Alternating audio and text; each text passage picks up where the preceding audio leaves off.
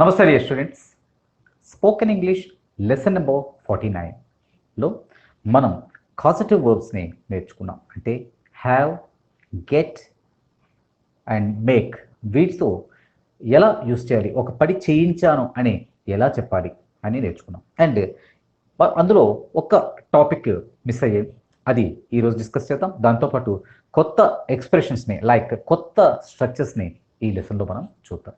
మనం have, get తర్వాత object వచ్చి, ఆబ్జెక్ట్ తర్వాత ఇంగ్ ఫామ్ అంటే ప్రజెంట్ పార్టిసిపిల్ రావడం కూడా మనం చూడొచ్చు. అంటే హ్యావ్, ఆబ్జెక్ట్, ఇంగ్ ఫామ్. నిజానికి మనం 49 లెసన్ నెంబర్ 49లో ఏం నేర్చుకున్నాం?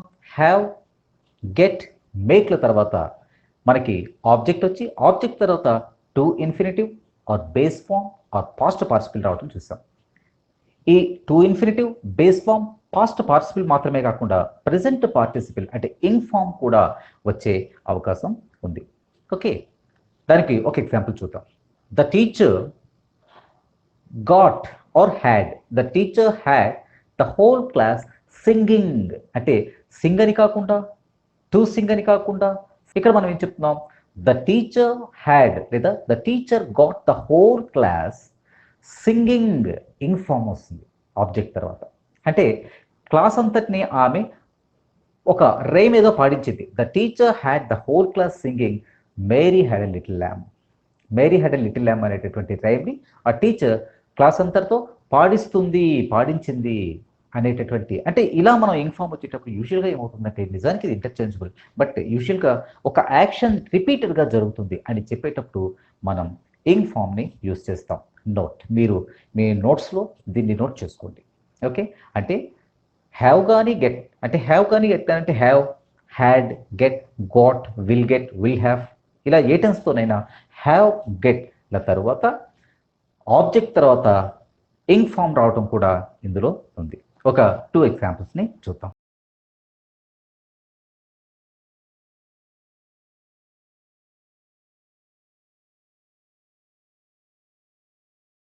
ఇలా మనకి ఇంగ్ ఫామ్ రావడం కూడా మనం గమనించవచ్చు. ఓకే, ఈ స్ట్రక్చర్ని మీరు లెసన్ నెంబర్ 49 చెప్పినటువంటి స్ట్రక్చర్స్తో పాటే నోట్ చేసుకోండి.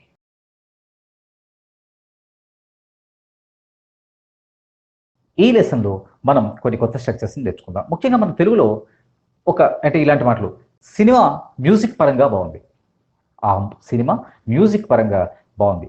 ఆమె ఏది ఆలోచించినా డబ్బుల పరంగానే ఆలోచిస్తుంది, మనీ పరంగానే ఆమె ఆలోచిస్తుంది. అలాగే మా ప్రోడక్ట్ క్వాలిటీ పరంగా చాలా బాగుంటుంది, మా ప్రోడక్ట్ క్వాలిటీ పరంగా చాలా బాగుంటుంది, కానీ కాస్ట్ పరంగా కాస్త ఎక్స్పెన్సివ్. ఇటువంటి మాటల్ని, అంటే ఈ పరంగా, కాస్ట్ పరంగా, మనీ పరంగా, మ్యూజిక్ పరంగా, ఒక ఫుడ్, అదే ఒక పార్టీకి వెళ్ళాం, ఆ పార్టీలో ఫుడ్ పరంగా ఆ పార్టీ చాలా బాగుంది, కానీ హాస్పిటాలిటీ అంటే ఆతిథ్యం పరంగా, అంటే వాళ్ళు మనం రిసీవ్ చేసుకున్న విధానం, అది ఆ విధంగా, ఆ పరంగా, ఆ విషయంలో అది బాగలేదు. అంటే మనం ఇక్కడ ఏం చెప్తున్నాం?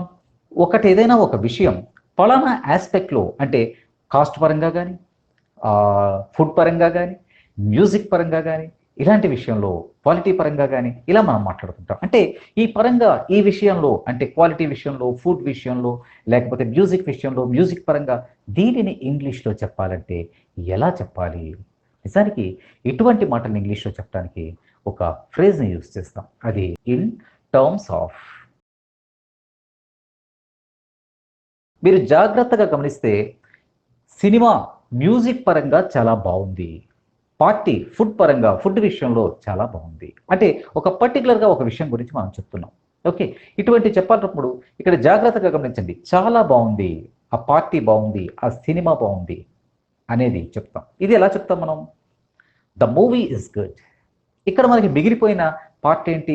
మ్యూజిక్ పరంగా అని చెప్పాల్సి వచ్చినప్పుడు దాన్ని ఎలా చెప్తామంటే in terms of music.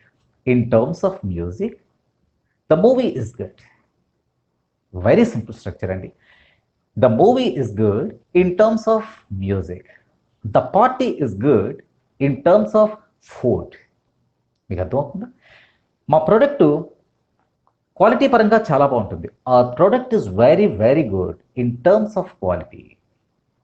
My product is very very good in terms of quality.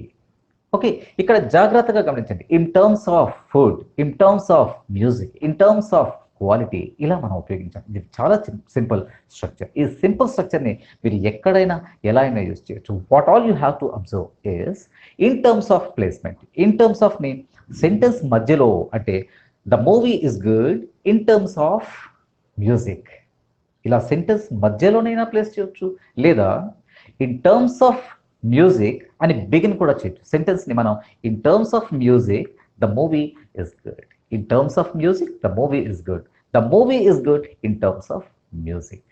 Okay, అలాగే ప్రొడక్ట్ పరంగా, క్వాలిటీ పరంగా మా ప్రొడక్ట్ చాలా బాగుంటుంది, కానీ కాస్ట్ పరంగా కాస్త ఎక్స్పెన్సివ్. ఎలా చెప్పాలి? ఇందులో 2 సార్లుగా కాస్ట్ విషయంలో కాస్త ఎక్స్పెన్సివ్, ప్రొడక్ట్ పరంగా మాది ప్రొడక్ట్ చాలా బాగుంటుంది క్వాలిటీ పరంగా. ఇది ఎలా చెప్తాం? Simple. In terms of quality our product is very good, but in terms of cost our product is a little expensive, a bit expensive, too expensive. ఏదో ఒకటి మనం ఇక్కడ చెప్తాం. అంటే ఇన్ టర్మ్స్ ఆఫ్ ని మనం సెంటెన్స్ కి ముందు కానీ సెంటెన్స్ మధ్యలో కానీ యూజ్ చేయాలి. ఒక సోనీ టీవీ ఉంది. సోనీ టీవీ ప్రోడక్ట్ క్వాలిటీ పరంగా చాలా బాగుంటుంది, కానీ కాస్ట్ విషయంలో కాస్త ఎక్స్పెన్సివ్. ఇప్పుడు ఎలా చెప్పాలి? Sony TV is very very good in terms of quality, but it is too expensive in terms of, or in terms of cost it is too expensive. మీకు అర్థమై ఉంటుంది. ఓకే, కొన్ని ఎగ్జాంపుల్స్ని చూద్దాం. చూస్తే ఆటోమేటిక్గా మీకు ఇది అర్థమైపోతుంది.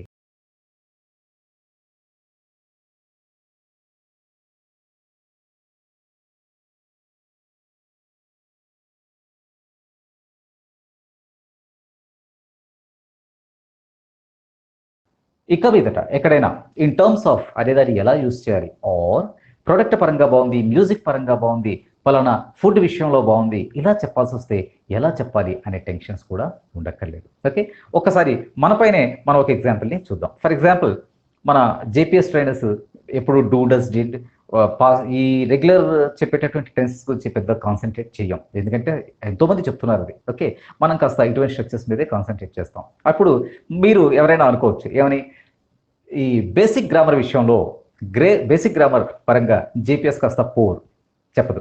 Okay, so in terms of basic grammar JPS is a bit poor, but in terms of advanced structures like this, okay, JPS is very very good. మాకు మేము పొగిడేసుకున్నాం. Okay, so in terms of యూసెస్ని మీరు కూడా కొన్ని సెంటెన్సెస్ని ఓన్గా తయారు చేయండి. ఇన్ టర్మ్స్ ఆఫ్ అనేది ఎలా యూస్ చేయాలో అర్థమైపోతుంది.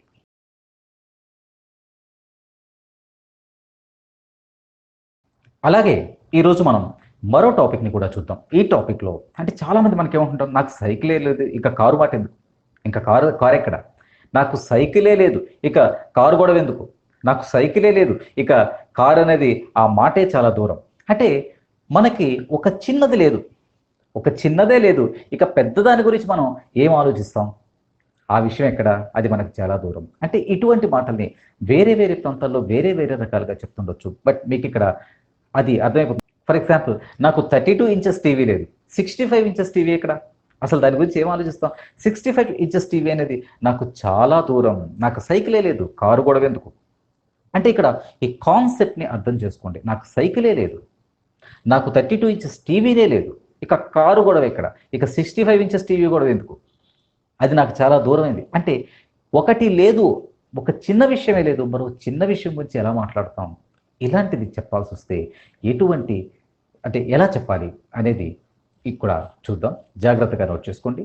ఇటువంటి ఎక్స్ప్రెషన్స్ని చెప్పడానికి లెట్ అలోన్ అనేటటువంటి ఒక ఫ్రేజ్ని యూజ్ చేసి చెప్పొచ్చు. ఫర్ ఎగ్జాంపుల్, ఈ సెంటెన్సెస్లో జాగ్రత్తగా గమనిస్తే 2 పార్ట్స్ ఉంటాయి. ఈ సెంటెన్సెస్ని జాగ్రత్తగా గమనిస్తే there are 2 parts in this sentence. ఏంటిది? ఒకటి నెగిటివ్ చెప్తుంది, నాకు సైకిలే లేదు, నాకు 32 ఇంచెస్ టీవీనే లేదు. ఓకే, ఇటువంటి అంటే ఫలానాది లేదు అని చెప్తూ సెకండ్ పార్ట్ ఏం చెప్తుంది, ఇంకా వేరేది అనే విషయం ఎందుకు, వేరేది ఇంకెక్కడ అనేటటువంటి విషయం చెప్తుంది. అంటే నాకు సైకిలే లేదు అనేది ఫస్ట్ ఒక నెగిటివ్ సెంటెన్స్గా చెప్తుంది. అంటే I don't have even a cycle, I don't have even a cycle. ఇక రెండో మాట ఏంటి, కారు ఎక్కడ, కారు గొడవ ఎందుకు, కార్ అనే మాటే చాలా దూరం. అంటే ఇక్కడ ఎలా అయినా చెప్పొచ్చు, ఆ భావం మీరు అర్థం చేసుకోవాలి, ఆ మీనింగ్ అనేది అర్థం చేసుకోవాలి. I don't have even a cycle let alone a car. అర్థమవుతుందా? I don't have even a 32 inches TV. నాకు 32 ఇంచెస్ టీవీనే లేదు. I don't have even a 32 inches TV let alone a 65 inch TV. వాళ్ళకి భోజనమే కష్టం. వాళ్ళకి రోజులు అంటే 3 స్క్వేర్ మీల్స్ బదులుగా ఒక పూట భోజనమే కష్టం. అటువంటిది వాళ్ళకి టూర్సు ట్రావెల్స్ ఎక్కడి నుంచి వస్తుంది? మీకు అర్థమవుతుందా? ఇప్పుడు చాలా జాగ్రత్తగా గమనించండి. They do not have, they cannot afford, ఎలా అయినా చెప్పచ్చు, they can't afford 1 meal a day. They can't afford 1 meal a day. Let alone tours, let alone holidays. హాలిడేస్కి టూర్స్కి ఇంకెక్కడ వస్తుంది? లెట్ అలోన్ దాన్ని పక్కన పెట్టేయండి. వాళ్ళకి ఒక పూట అంటే they can't afford a single meal, one meal a day. Let alone tours, let alone holidays. మీకు అర్థమవుతుందా? Let alone holidays. హాలిడేస్ని పక్కన పెట్టండి. వాళ్ళకి ముందు ఒక పూట ఒక 3 భోజనాల్లో ఒక భోజనమే కష్టం. మీకు జాగ్రత్తగా అర్థం చేసుకోండి. ఎప్పుడైనా ఒక నెగటివ్ సెంటెన్స్ని చెప్తాం, they can't afford 1 meal a day. They can't afford 1 meal a day. వాళ్ళకి ఒక పూట భోజనం, ఒక 3 పూటల భోజనాల్లో ఒక పూట భోజనాన్ని వాళ్ళు ఎఫోర్డ్ చేయలేరు. Let alone holidays. హాలిడేని పక్కన పెట్టండి, హాలిడే విషయం వదిలేయండి, హాలిడే విషయం మర్చిపోండి, హాలిడే విషయంలో మరి వేరే ఇది లేదు. అంటే ఈ సెంటెన్సెస్, ఇటువంటి సెంటెన్సెస్ మీరు ఎలా చెప్పాలన్నా ఇంగ్లీష్లో చెప్పాల్సి వచ్చినప్పుడు లెట్ అలోన్తో చెప్పొచ్చు. ఇంకా ఒక 2-3 ఎగ్జాంపుల్స్ చూద్దాం. ఈ లెట్ అలోన్ని ఎలా యూస్ చేయాలో మీకు అర్థమైపోతుంది.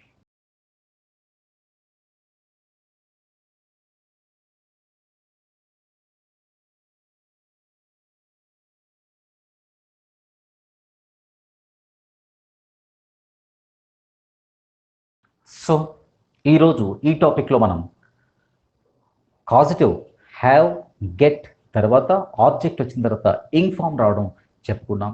అండ్ లెట్ అలోన్ ఎలా యూస్ చేయాలో ఏ సందర్భాల్లో తెలుగు మాటల్ని బేస్ చేసుకుంటూ, ఓకే, ఒక పూట భోజనమే కష్టం, ఇంకా హాలిడేస్ ఎక్కడ, ఓకే, మాకు సైకిలే లేదు, ఇక కారు గొడవ ఎందుకు, కారుని దూరం పెట్టండి, కారుని పక్కన పెట్టేయండి, ఇంకా సైకిలే లేదు మాకు, ఓకే, ఇటువంటి మాటల్ని ఎలా చెప్పాలి. ఇంతేకాక ఇన్ టర్మ్స్ ఆఫ్ ఫుడ్ పరంగా బాగుంది, ఓకే, కానీ హాస్పిటాలిటీ పరంగా బాగాలేదు. ఇలా ఇన్ టర్మ్స్ ఆఫ్ని ఇంగ్లీష్లో ఎలా యూజ్ చేయాలి, తెలుగులో ఏ మాటలకు మనం ఇన్ టర్మ్స్ ఆఫ్ని ఇంగ్లీష్లో యూజ్ చేయాలి చూస్తాం. సో ఓన్గా కొన్ని సెంటెన్సెస్ని తయారు చేయండి అండ్ మీకు చక్కటి అంటే ఇటువంటి మాటల్ని ఎలా చెప్పాలో ఈజీగా వచ్చేస్తుంది. Okay, thank you very much my dear students. ఈ వీడియో మీకు నచ్చితే లైక్ చేయండి, షేర్ చేయండి మరియు వీడియో దిగువ సబ్స్క్రైబ్ బటన్ పై క్లిక్ చేసి సబ్స్క్రైబ్ చేయండి. మరిన్ని వీడియోలు పొందండి.